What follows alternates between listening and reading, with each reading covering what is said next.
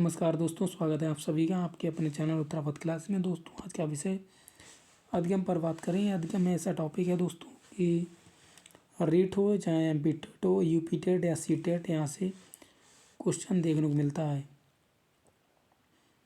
तो दोस्तों, बात कर लेते हैं यहाँ इस टॉपिक पर। क्या कह रहा है टॉपिक?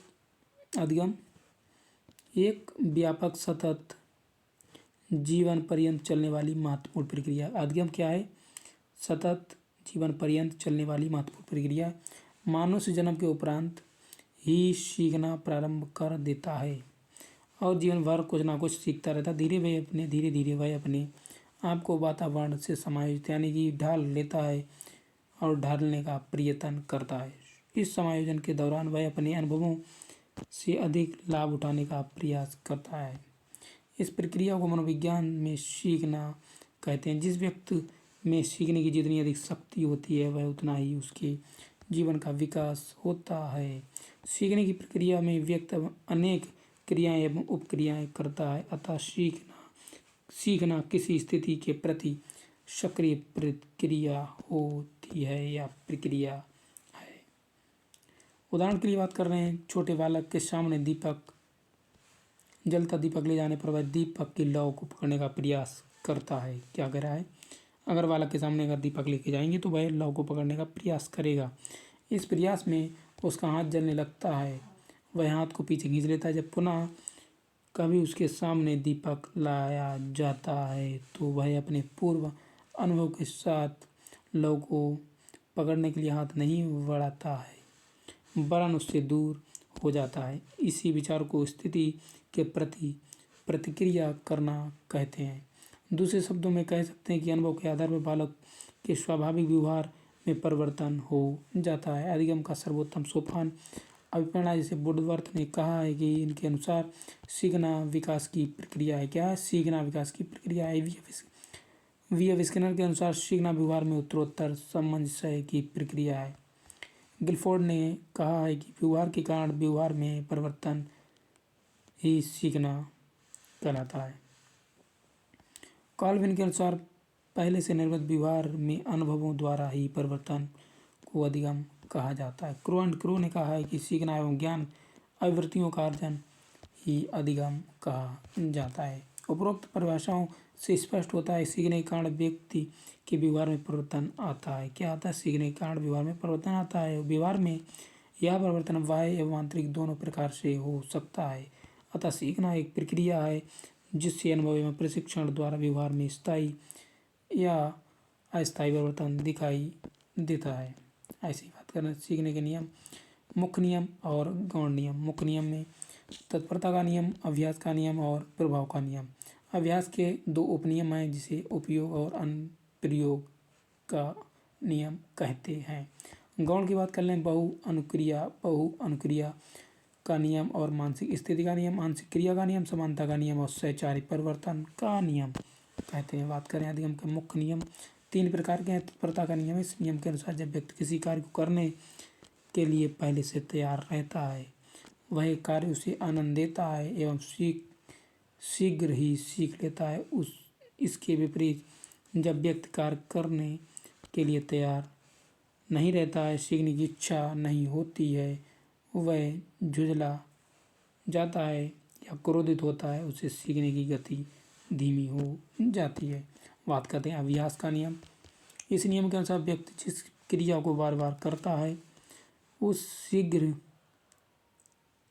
ही सीख जाता है तथा जिस क्रिया को छोड़ देता है वह बहुत समय तक नहीं करता, उसे भूलने लगता है। जिसे गणित के प्रश्न हल करना, टाइप करना, साइकिल चलाना आदि इसे उपयोग तथा अनुप्रयोग का नियम भी कहते हैं।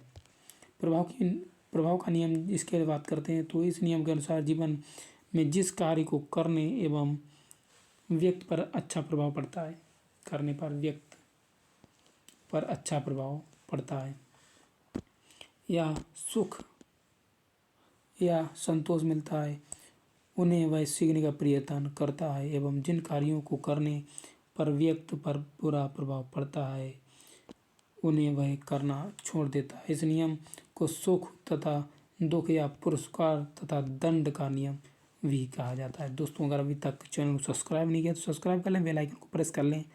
अगर क्लास अच्छी लगी या लग रही हो तब कमेंट्स जरूर करें। बात करते हैं गौण का नियम। गौण बहु अनुक्रिया का नियम। इस नियम के अनुसार व्यक्ति के सामने किसी नई समस्या के आने पर उसे सुलझाने के लिए वह विभिन्न प्रतिक्रियाओं को हल ढूंढने का प्रयत्न करता है। वह प्रतिक्रिया तब तक करता है जब तक समस्या का सही हल ना खोज ले। ऐसे ही और उसकी समस्या सुलझ नहीं जाती, इससे उसे संतोष मिलता है। थॉर्नडाइक का प्रयत्न एवं भूल द्वारा सीखने का सिद्धांत इसी नियम पर आधारित है। मानसिक स्थिति का नियम या मनोवृत्ति का नियम। इस नियम के अनुसार जब आदमी सीखने के लिए मानसिक रूप से तैयार रहता है तो शीघ्र ही सीख लेता है। इसके विपरीत यदि व्यक्ति मानसिक रूप से किसी कार्य को सीखने के लिए तैयार नहीं रहता है तो उसे कार्य का वह सीख नहीं सकेगा। आंशिक क्रिया का नियम की बात करें, इस नियम के अनुसार व्यक्ति किसी समस्या को सुलझाने के लिए अनेक क्रियाएं प्रयत्न एवं भूल के आधार पर करता है। वह अपनी अंतर्दृष्टि का उपयोग कर आंशिक क्रियाओं की सहायता से समस्या का हल ढूंढ लेता है। इसी के साथ बात करते हैं समानता का नियम। समानता का नियम के अनुसार किसी समस्या के प्रस्तुत होने पर व्यक्ति पूर्व अनुभव यानी पहले के अनुभव परिस्थितियों में समानता पाए जाने पर उसके अनुभव स्वतः स्थानांतरित होकर सीखने में मदद करता है। सहचारी परिवर्तन का नियम। इस नियम के अनुसार व्यक्ति प्राप्त नियम का उपयोग अन्य परिस्थिति में या सहचारी उद्दीपक वस्तु के प्रति भी करने लगता है। जैसे कुत्ते के मुंह में भोजन सामग्री को देख कर लार टपकने लगती है, परंतु कुछ समय के बाद भोजन के बर्तन ही देख कर लार टपकने लगती है। अधिगम की विशेषता बात करते हैं। अधिगम चारों ओर के परिवेश से अनुकूल में सहायता करता है। किसी विशिष्ट सामाजिक सांस्कृतिक परिवेश में कुछ समय रहने के पश्चात हम उस समाज के नियमों को समझ जाते हैं और यही हमसे अपेक्षित भी होता है। हम परिवार, समाज और अपने कार्य क्षेत्र के जिम्मेदार नागरिक एवं सदस्य बन जाते हैं।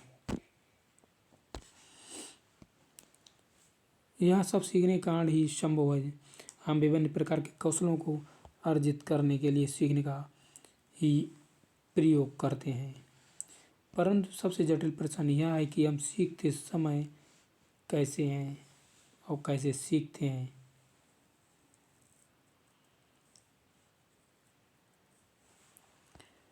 मनोवैज्ञानिकों ने मानवों एवं पशुओं पर अनेक प्रकार के अध्ययनों द्वारा सीखने की प्रक्रिया को सुलझाने का प्रयास किया है। उन्होंने कुछ विधियां इंगित की हैं जिनका उपयोग सरल एवं जटिल अनुक्रियाओं को अर्जित करने में होता है। सीखने के दो मूल प्रकार हैं, शास्त्रीय अनुबंधन और आंतरिक या क्रिया प्रसूत अनुबंधन। इसके अतिरिक्त वाचिक या शाब्दिक सीखना, प्रक्षेपण सीखना, कौशल सीखना और प्रयत्न सीखना। प्रयत्न मतलब प्रयत्न करते रहना, सीखना होना चाहिए। प्रत्यय सीखना आदि इन अन्य प्रकार भी हैं। बात करते हैं शास्त्रीय अनुबंधन सहचारी के द्वारा सीखना। दोस्तों, आज के लिए इतना ही। मिलते हैं अगली वीडियो में। दोस्तों, अगर यह वीडियो आपको पसंद आई है तो कमेंट्स करें, लाइक करें और सब्सक्राइब